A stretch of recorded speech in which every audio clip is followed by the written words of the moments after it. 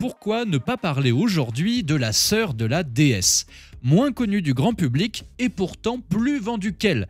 Beaucoup parlent de la Citroën DS, de ses innovations, mais souvent ils se souviennent d'une Citroën ID qu'ils auraient pu connaître et confondent les deux. La DS, par génie marketing ou par facilité historique, a croqué l'idée dans l'imaginaire populaire et parfois même dans l'esprit des journalistes. Les DS aujourd'hui se faisant rares, rabattons-nous donc sur de bonnes idées.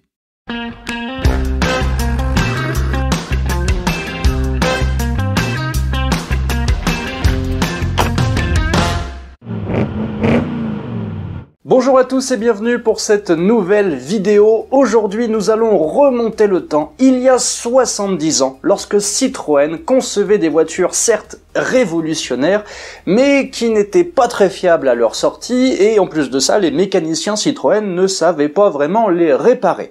Mais en dehors de ça, chez Citroën, à ce moment-là, on a des idées, beaucoup d'idées, et on est les rois du pétrole niveau marketing. D'ailleurs, en parlant de marketing, en ce moment, sur le site Vintage Drivers, c'est les soldes, comme un petit peu partout en ce moment, vous avez moins 10% de remise sur toute la boutique et moins 15% sur les montres, et en plus, pour l'achat d'une montre, vous avez une de ces magnifiques affiches offertes avec une magnifique Citroën SM. Wow! Donc n'hésitez pas à vous rendre sur le site vintage-drivers.fr, 10% de remise sur toute la boutique et 15% de remise sur toutes les montres. C'est beau ça! Bien, maintenant, pour expliquer la Citroën ID, il faut reparler un petit peu de la DS. Enfin, le clou du salon est sans contredit la DS19 Citroën qui a toutes les faveurs de la curiosité.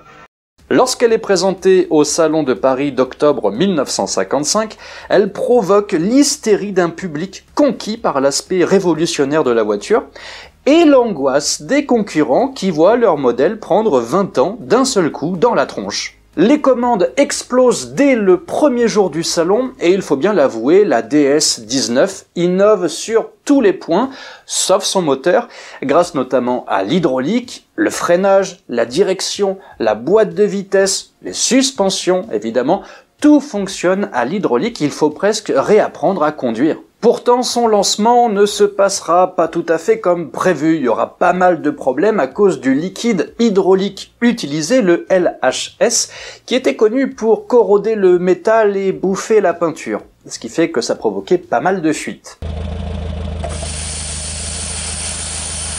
Ce qui est, vous en conviendrez, pas l'idéal.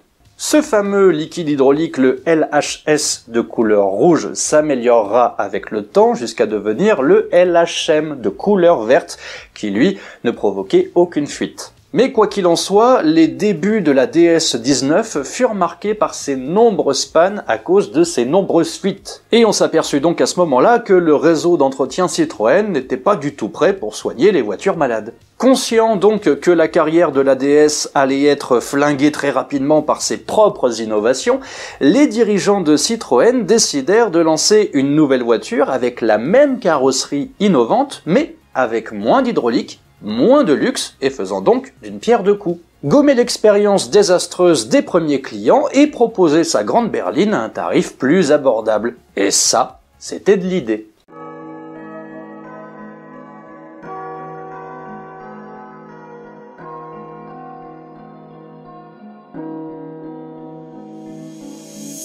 La Citroën ID apparaît donc en 1957, soit 2 ans après le lancement de la DS, et extérieurement, les deux voitures se ressemblent beaucoup, mais il y a quand même pas mal de différences. Mais c'est surtout au niveau technique que les choses diffèrent vraiment. L'ID19 a un moteur moins puissant, le 4 cylindres 1,9 litre et 66 chevaux, avec un carbu simple corps, contre un double corps sur la DS. Mais elle reste aussi performante que la DS19 grâce à la perte de poids engendrée par sa simplification. Light is right. En effet, seule la suspension de l'ID est hydraulique. Pour le reste, elle récupère une direction normale, tout comme le freinage qui récupère une vraie pédale, contrairement au champignon, le fameux champignon de la DS. Idem pour la boîte de vitesse qui redevient manuelle avec une pédale d'embrayage tout à fait classique. L'aménagement intérieur perd en luxe par rapport à la DS, et la première finition, la plus dépouillée de l'ID, prendra ironiquement le nom d'ID19 Luxe. Quand je vous dis que chez Citroën, on était des génies du marketing, c'est vrai.